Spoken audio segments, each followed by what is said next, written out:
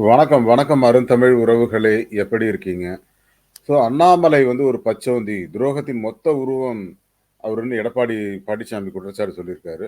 அதாவது அண்ணாமலை அவர்கள் சில நாட்களுக்கு முன்னாடி ஒரு நம்பிக்கை துரோகி எடப்பாடி பழனிசாமி அப்படின்னு சொல்லி மிகப்பெரிய ஒரு குற்றச்சாட்டை விக்கிரவாண்டி தேர்தலின் போது சொன்னார்.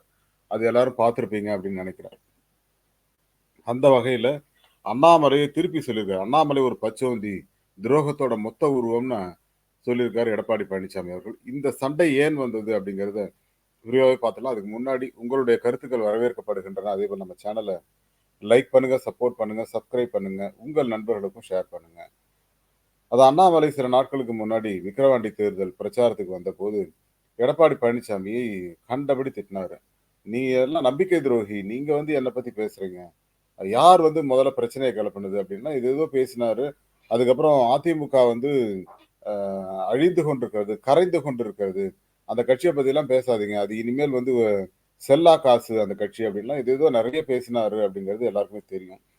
அதை காரணம் காட்டி தான் இன்றைக்கு சேலத்துல பேட்டி குடுக்கும்போது சொல்லியிருக்காருன்னு நெனைக்கிறேன். அண்ணாமலை வந்து ஒரு பச்சோந்தி. துரோகத்தோட மொத்த உருவம் அவர்தான். அவர் வந்து ஏதோ கட்சி தலைவர் மாரி பேசிட்டு இருக்கீங்க. அவரு வந்து ஒரு என்ன சொல்றது? ஒரு ஊழியருங்க. இன்னைக்கு இருப்பாரு, நாளைக்கு போவாரு. அவர் பதவி நிரந்தரமானது கிடையாது. நாங்கலாம் அப்படி இல்ல. நாங்கலாம் வந்து 50 வருஷமா வந்து உழைச்சு முன்னுக்கு வந்திருக்கோம். நான் வந்து ஒரு கடைநிலை அந்த என்ன சொல்றது? கிளை செயலாளராக இருந்து உயர்ந்து, படிப்படியாக உயர்ந்து அமைச்சராகி, முதலமைச்சராகி, கட்சிக்கே பொதுச் செயலாளர் ஆகியிருக்கேன். அவரு அப்படி கிடையாது. நாங்கலாம் தொண்டர்களால் தேர்ந்தெடுக்கப்பட்டவர்கள். அவர் வந்து ஒரு பெர்சன். அப்பாயிண்டட் பெர்சன் என்ன பேசுறதுக்கு தகுதியே கிடையாது. அவர் மரத்துக்கு மரம் தாவரவர் அவரு அப்படின்லாம் ஏதோ நெறைய கொச்சையாக அவர் பேசியிருக்கிறார் அண்ணாமலை அவர்களை. அண்ணாமலை பொறுத்தவரைக்கும் அவர் என்ன சொல்றாருன்னா, நாங்க எங்களுடைய கட்சியை வந்து பற்றி பேசுவதற்கு எடப்பாடிக்கு தகுதி கிடையாது அப்படின்னு சொல்லி சொல்றாரு. ஏன் அப்படின்னா, பாஜகவை விமர்சிக்கிற அளவுக்கு அவங்களுக்கு தகுதி இருக்கா? ஏன்னா கிட்டத்தட்ட எங்களால 10 இடங்களுக்கு மேல 4வது இடத்துக்கு போயிருக்காங்க, 3வது இடத்துக்கு போயிருக்காங்க, டெபாசிட் இழந்திருக்காங்க.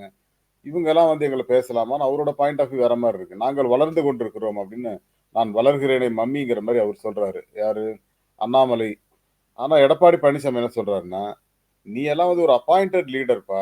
இன்னைக்கு இருப்ப, நாளைக்கு போவ. நாங்கலாம் அப்படி இல்ல. நாங்கலாம் இங்கேயே தான் குப்பை கொட்டிட்டு இருப்போம். இன்னும் 10 வருஷம் ஆனாலும் நான் இங்க தான் இருப்பேன். உன்ன தலைமை கூப்பிட்டுச்சுன்னா நீ ஓடி போயிருவ. இல்ல தலைமை உன்ன வந்து பதவி விட்டு நீக்கிச்சுன்னா நீ அவ்வளோதான்." இப்ப எல்முருகன் தலைவரா இருந்தாரு. மேல இதுக்கு மந்திரி பதவிக்கு போயிட்டாரு. இப்ப அவருக்கு அங்க ஹோல்டு கிடையாது. அதேபோல இப்ப அண்ணாமலை இன்னைக்கு தலைவரா இருக்காரு. நாளைக்கு எங்க இருப்பாரு? யாருக்கு தெரியும்? அதாவது அவர் வந்து ஒரு கட்சி தலைவர் கிடையாது. அவர் வந்து உருவாக்கப்பட்ட தலைவர் அவரு. அதனால அவர் சொல்றதெல்லாம் நாங்க பெருசா நம்ப முடியாது, கேட்கவும் முடியாது. அதேபோல அவர் மரத்துக்கு மரம் தாவர பச்சோந்தி. இவரெல்லாம் வந்து ஒரு என்ன பத்தி என்ன துரோகின்னு சொல்றதுக்கு அவருக்கு தகுதியே கிடையாது அப்படின்னு சொல்லி, மிகப்பெரிய அளவுல ஒரு போராட்டத்தை ஒரு விஷயத்த சொல்லியிருக்காரு. அதேபோல துரோகத்தோட மொத்த உருவம் வந்து அண்ணாமலை அப்படின்னு சொல்லி சொன்னாரு. காரணம் என்ன அப்படின்னா, அண்ணாமலைக்கான தகுதியை இங்க வந்து அவரு பேசவே முடியாது. காரணம், இன்னைக்கு இருப்பார், நாளைக்கு போவாரு. நாளைக்கு 6 மாசம் கழிச்சு நான் இப்ப இது என்னது உலக அரசியல படிக்க போறேன் அப்படின்னு போறேங்கிறாரு. இவரு அப்ப தமிழ்நாட்ட யார் பார்த்துப்பா? அடுத்து வேற யாராவது தலைவர போடுவாங்க. இப்படி இருக்கிற ஒருத்தர் வந்து எங்கள எப்படிங்க சொல்ல முடியும்? அவருக்கு என்னங்க தகுதி இருக்கு? அப்படின்னு கிழி கிழின்னு கிழித்து விட்டார் எடப்பாடி பழனிசாமி அவர்கள்.